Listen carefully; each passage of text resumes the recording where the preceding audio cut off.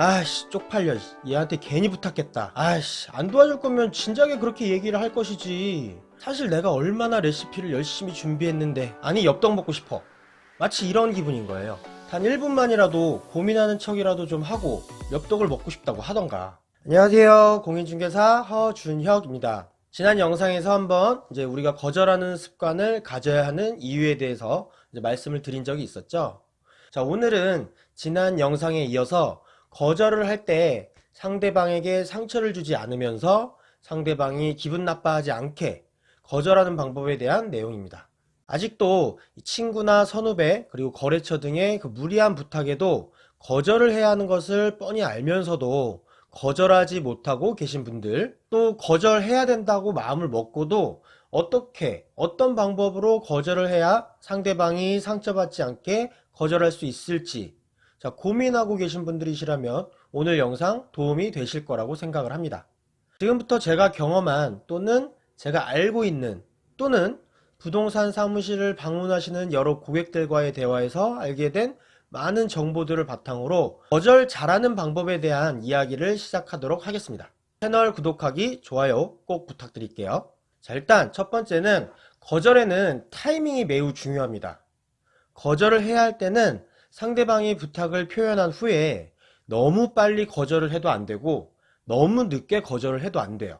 너무 빨리 거절을 하게 되면 상대방에게 상처를 줄 가능성이 높고요. 너무 늦게 거절을 하게 되면 오히려 내가 상처받게 될 가능성이 높은 것 같아요.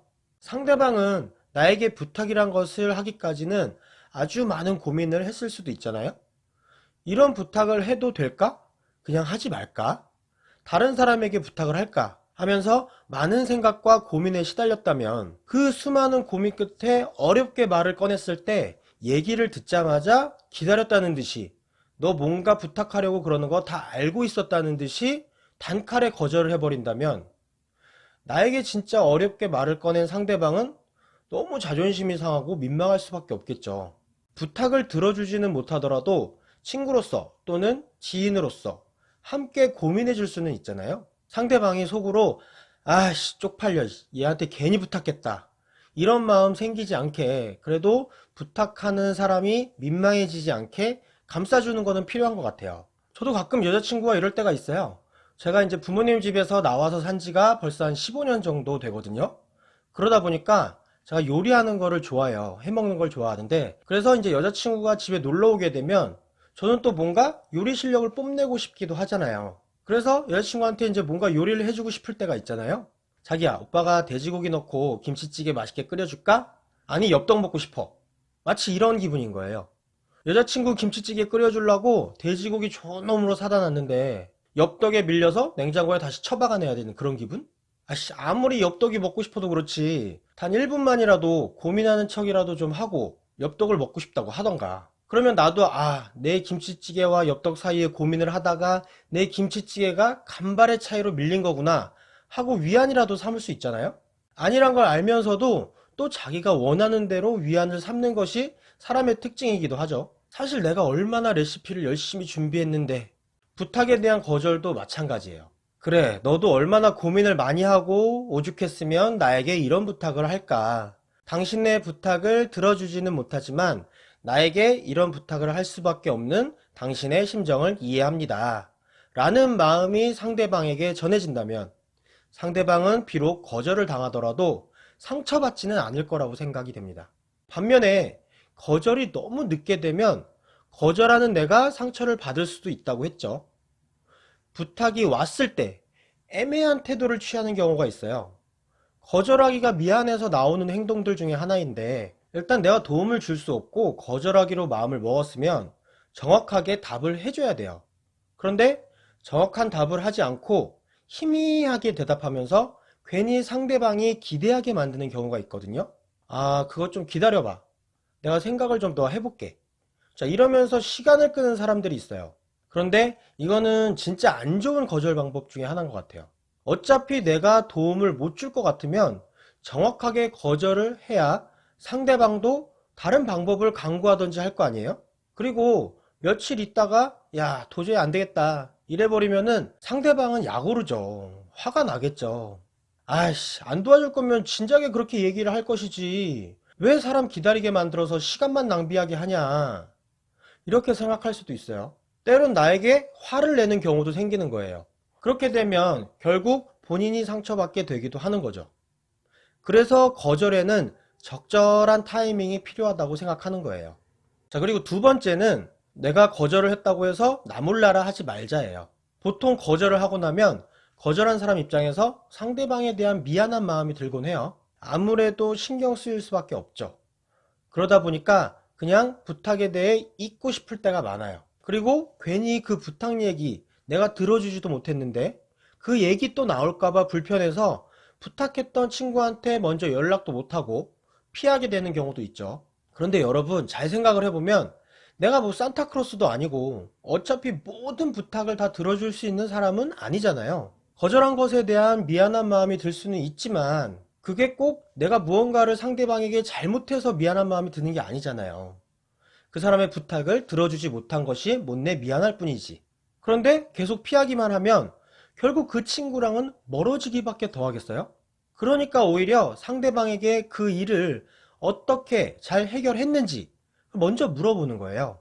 그때 그 일 잘 해결됐어? 그때 못 도와줘서 미안하다. 아, 잘 해결됐다니까 다행이네. 하면서 본인의 마음을 표현하는 것이 좋다고 생각을 합니다. 그러면 상대방도 사실 자기가 한 부탁 때문에 마음이 편치만은 않았을 거거든요. 본인이 괜한 부탁을 해서 사이가 멀어지는 건 아닐까 하는 고민도 했을 거고요. 그런데 만약 상대방이 먼저 자신의 상황을 물어봐 준다면 아, 내 친구가 내 부탁 때문에 나를 멀리하는 것이 아니고 오히려 나의 일이 잘 해결되었는지 관심을 가져주는구나 라는 생각을 하게 될 거예요. 그러면서 둘의 사이는 부탁과 거절로 인해 어색해진 사이로 남는 게 아니고 다시 예전처럼 웃으면서 지낼 수 있게 되는 것 같아요. 일종의 거절의 AS라고 해야 될까요? 다음으로는 부탁이 돈 관련 부탁일 경우에요. 이 돈이라는 게 사실 부탁의 종류 중에서도 가장 사람 자존심 상하게 하는 부탁이기도 하죠. 빌려달라고 하는 사람도 자존심 상하고 빌려주지 못한다고 거절하는 사람도 자존심이 상할 때가 있죠. 이럴 때는 진짜 빌려주고 싶은 친구인데도 진짜 내가 돈이 없어서 못 빌려주는 경우도 있어요. 그럴 때는 빌려줄 돈이 없는 스스로를 자책하기도 합니다. 일단 웬만한 돈 부탁은 다 거절하는 게 좋다고 생각을 해요. 부탁하는 사람이나 거절하는 사람이나 이게 다 양쪽 다 사는 길이라고 생각을 해요. 자, 그런데 아주 가끔 우리가 살다 보면 돈을 빌려주게 될 때가 있어요.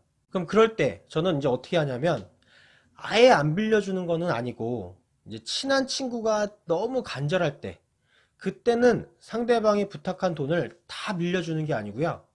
그중 일부 혹시 내가 이 돈을 못 받게 되더라도 그냥 내가 도와줬다 셈 칠 수 있는 정도? 그 정도만 빌려주고 그냥 잊어버리는 거예요. 어쨌든 그 친구가 일부의 돈이라도 빌려간다면 저는 그 친구의 돈 부탁을 어느 정도 들어준 셈이 되는 거고 그 친구는 그 돈을 갚기 전에는 나에게 또 다른 돈 부탁을 하지는 못하겠죠. 그리고 애초에 빌려준 돈 자체가 이제 일부잖아요. 그러니까 소액일 가능성이 높겠죠. 그러다 보니까 상대적으로 상대방이 약속을 지켜서 돈을 갚을 가능성이 높아요. 작은 금액의 돈을 안 갚아서 친구한테 자존심 상하고 싶진 않을 테니까. 그런데 이 금액이 커지면 오히려 에이 자존심이고 뭐고 나도 힘들어 죽겠는데 나도 모르겠다 해버릴 수도 있어요. 사람이 약속을 어기는 게 아니라 상황이 약속을 어기게 만드는 경우가 있어요. 그래서 정 돈 부탁이 있을 때 도움을 주고 싶다면 못 받아도 어쩔 수 없다. 못 받을 수도 있다라고 생각하고 빌려줄 수 있는 만큼 딱 그 정도만 빌려주는 게 좋은 것 같아요. 그런데 기본적으로 친구끼리는 돈 관계 맺으면 거의 다 안 좋게 끝나는 것 같아요. 그냥 웬만하면 거절하는 게 나아요. 마지막으로 개인적인 부탁이라기보다는 내가 운영하는 회사의 업무에 관련된 부탁이 있을 수가 있죠. 자, 이 경우는 간단히 설명을 드리면 회사에는 체계와 룰이라는 게 있잖아요. 본인이 대표라고 해도 대표 맘대로 할 수 있는 게 아니라 회사의 룰에 따라야만 결정할 수 있음을 상대방에게 인지를 시켜주는 거예요. 그게 가능할지 임원들과 회의해 볼게 라고 인식을 시켜주면 나중에 거절의 결과가 나오더라도 자, 그것은 내 개인적인 거절이 아니라 회사의 방침에 의한 어쩔 수 없는 거절이니까 상대방도 상대적으로 받아들이기가 쉬울 거예요. 자, 오늘은 이렇게 거절을 잘 하는 방법, 상대방에게 상처 주지 않으면서 거절하는 방법에 대해 이야기를 해봤습니다. 거절이라는 놈이 참 이게 어렵지만 우리가 이제 살아감에 있어서 반드시 잘 해내야 되는 과제 중에 하나라고 생각을 해요. 오늘도 현명하게 거절하는 하루가 되시길 바라겠고요. 자, 오늘 영상은 여기까지고요. 다음 영상에서 또 유익한 내용으로 찾아뵙도록 하겠습니다. 감사합니다.